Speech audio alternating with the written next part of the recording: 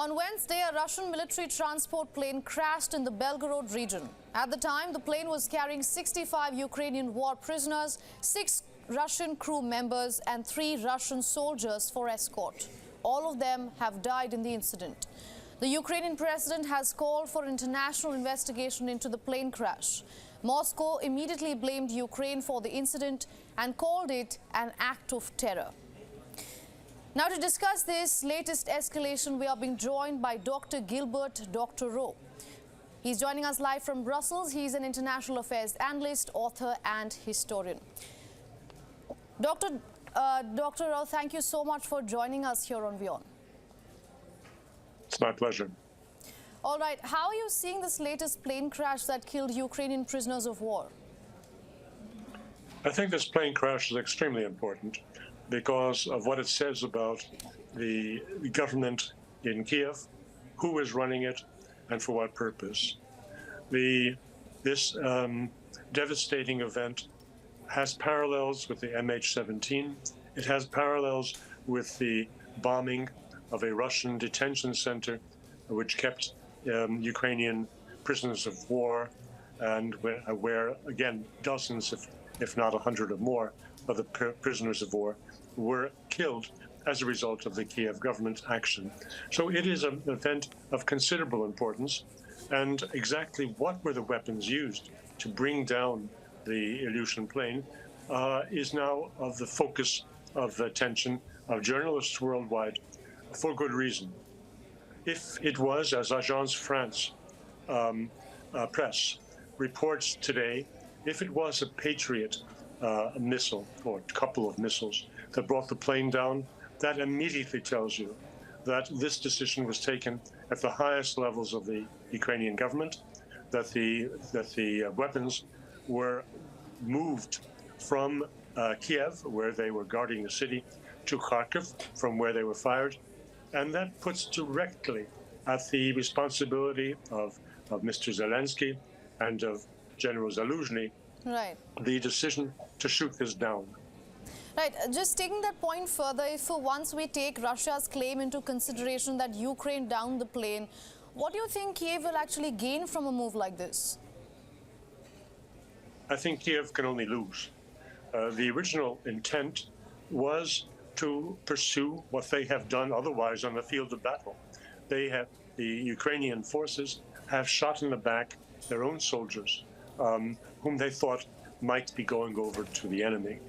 What we have here, we forget that Ukraine was part of the Soviet Union for 70 years.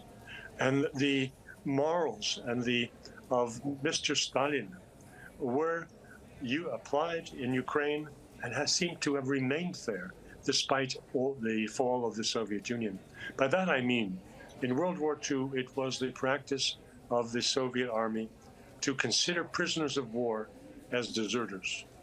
They may have been injured, they may have been carried off the field to hospitals, but once they were interned in Germany or in Germany's allies, they were considered as traitors. When they came home, they faced severe conditions, if not execution. This is the very type of approach to human rights that Kiev is applying to its own citizens, a very Stalinist method, and that is at sharp variance with the bunny rabbit quality of Kiev that the Western news media have projected from the start of the conflict.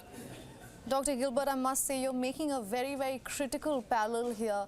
Now, let's take this conversation further. A statement by the Ukrainian military says that Moscow did not ask for specific airspace to be kept safe for the prisoner exchange.